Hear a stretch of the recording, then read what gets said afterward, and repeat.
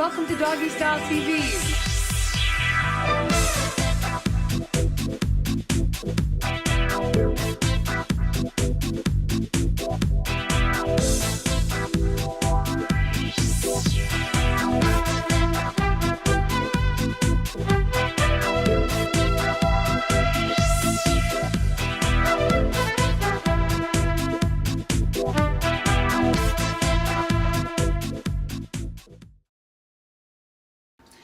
Well, I find as an energy practitioner with people that animals have a very similar structure to humans. We're all connected, and our parts of our body obviously all speak to us. So when there's something ailing in the physical body of a human or an animal, that's a sign of something energetically, emotionally that's stuck in the animal or the person that needs to be moved. So we find with animals, especially dogs, because they love unconditionally, they will take on a lot of times the energy of their owners and the people that they're around. So it's really important that we move that. And quite often, if an animal shows up with a physical issue, no different than a human would, they've actually held on to the issue that needs to be released in the body. So we find by working with the structure of the body of the animal, no different than we do with a human being, that if we can move the emotion that's holding it in place, whether it's in the stomach or in the heart, then the animal actually shows signs of getting better. Over the time, I've actually studied various modalities, a lot of them that I really have embraced over my work over the last 13 years is more Eastern way of looking at energy and the body. And for me, it was really important that I understood how the body flows together, how the organs talk to each other, and how our nervous system functions. So for me, it was more important that I understood how the science of it works. And there are a lot of modalities out there that are taught all over the world. So it's working with what works for you. I would say for people that don't believe in energy work or understand, there's actually a lot of science that's coming out right now that is readily available on the internet of how we're all connected. And I actually find it quite interesting that people will say that. I get that asked a lot. But our whole body is living, and we're living beings, and we're communicating constantly with other people and places and things. So as we continue to grow, we're learning more and more that everything is connected.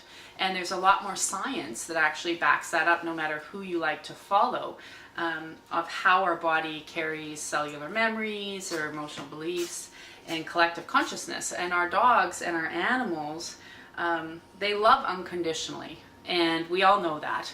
And you can be, unfortunately, some people can be quite cruel to an animal, but they'll still love you.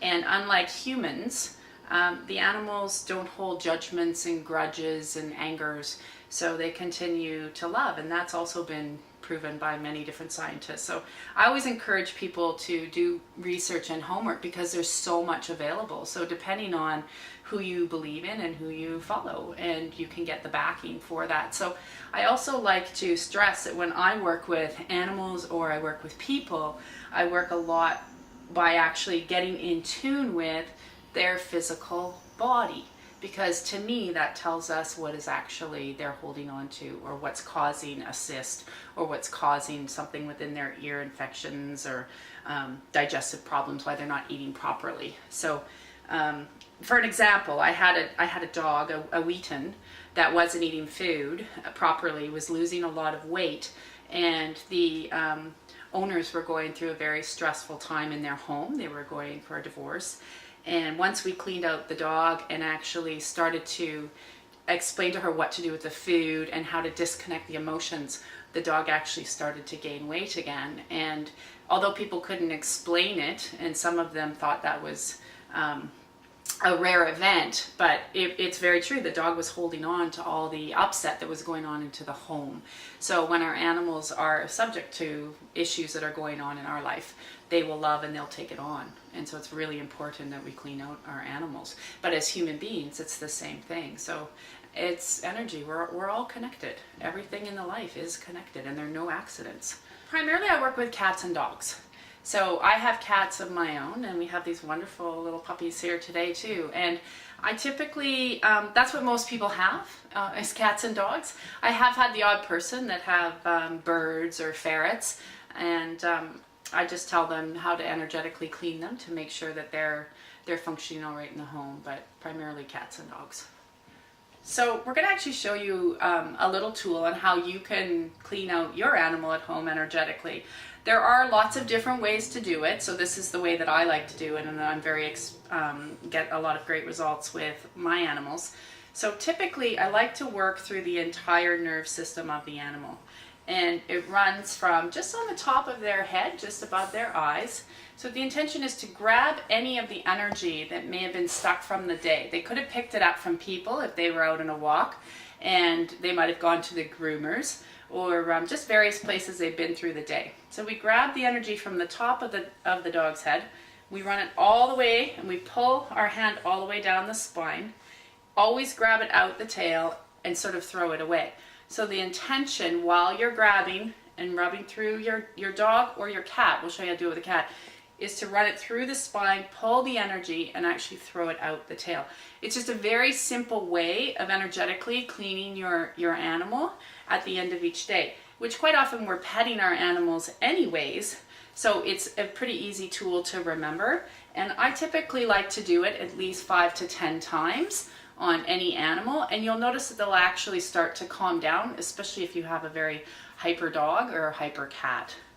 So while we're actually clearing your animal, is actually you want to just have the intention as you start in the head that you're actually going to be pulling any of the negative energies from the day, and you're going to be releasing them out of the animal. So you don't have to say it, you just make sure that as you're doing it, that is your clear intention.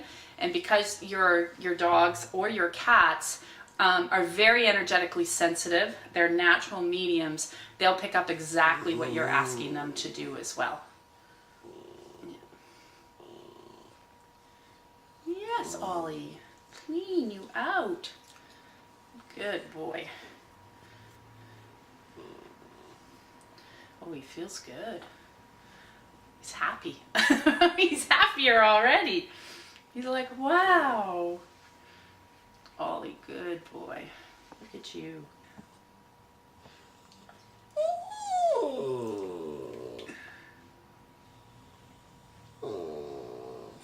Ollie, what's going on there, buddy? After you've cleaned out your animal, what I like to do then is actually go into the energetic space of the animal, and I check through their organs and their primarily we'll start with the heart, and I like to go down into the stomach and ensure that they're all actually functioning. My body does react a little bit, so even as I go into Ollie's heart space here, there's some energies that need to be released for him, and so I get little burps, and that's how my body tells me that we've actually been clearing him through. He can quite feel this. It's why he's quite responsive. If there's the other thing with Ollie, he has a little bump on his head, and there is actually a way that energetically I can go in to start to cut off the oxygen that causes any of these lumps or cysts within animals, and then we start to pull out what is causing that, and then we notice that over time there's shrinkage that happens, and then the animal tends to get a little bit better.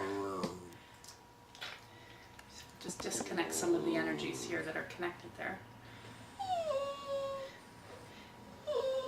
And although we work on the animals, we always recommend that you do follow-ups and continue to check with your vet to make sure that you can start to see some improvements and follow everything that they still tell you to do.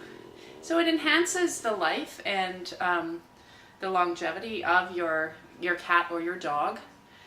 And no different than when we work with humans, we always make sure that you're constantly following up with your medical practitioner.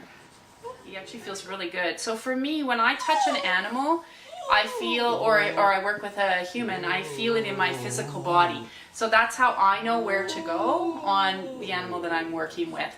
So as we've just moved this out of Ollie, he had a little bit of what I call stagnation in the heart. As I actually energetically remove that and I go back in to touch his heart, mine actually feels really good now.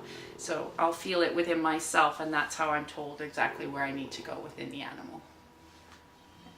Good job, Ollie. Good job. Oh, you feel so good. You're so happy now. There we go. Come on. Cats are actually a lot more independent, so they don't hold on to the emotions quite as much as our dogs do, but to clean them out is exactly the same way. So when your cat will, daily, you usually go out and give them a pet, just like I'm grabbing the energy of her now and putting out her tail, just like we did with the dogs. It's the exact same way.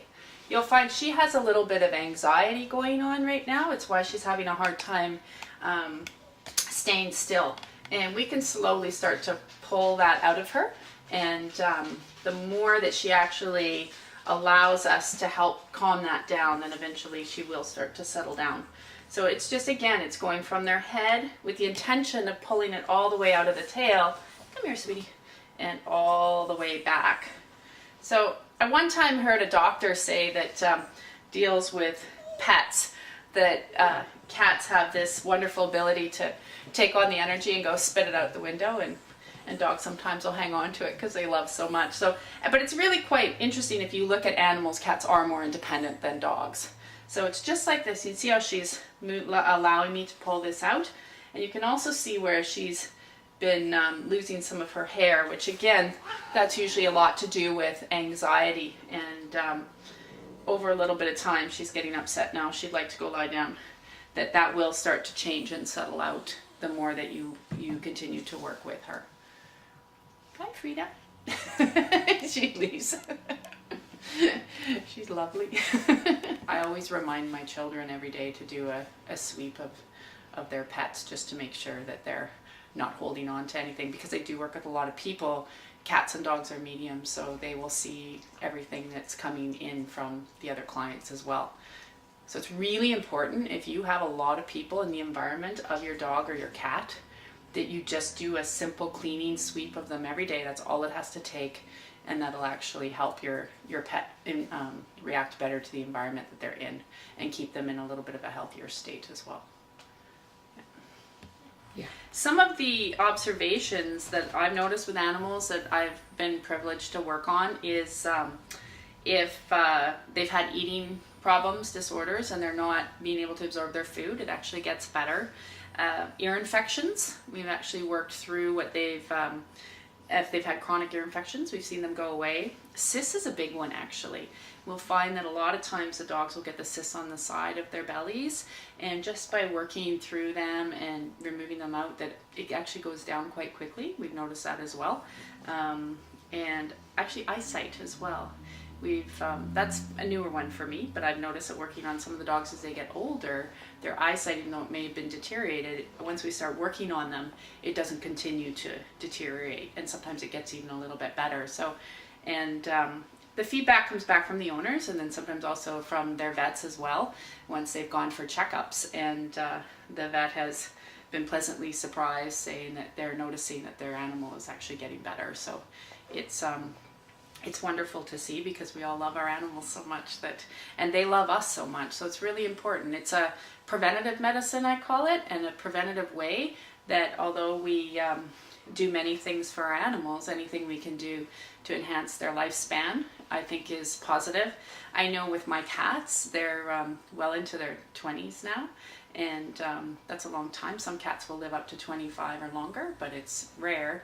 And I've noticed that even with my one cat, she was to have a suggestion of having some surgery on her teeth, and I worked on her, and because she was old enough that I didn't want to put her through surgery.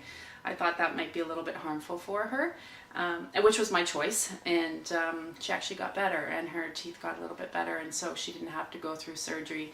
And when a cat at that age was 18, that's, to me, I just felt it was too old to put her under some kind of anesthetic. So I always encourage the owners to constantly do what feels right for you and your animal, and I always suggest to give it a try if you know that you'd like to have a little bit more relaxed puppy or dog, and know that you can extend their life. Then it's a great thing to add to them as another. Some people do acupuncture with their dogs, and I suggest to just give them a little bit of energetic medicine and see what happens. Yeah. She's so cute. We love you. You're so sweet.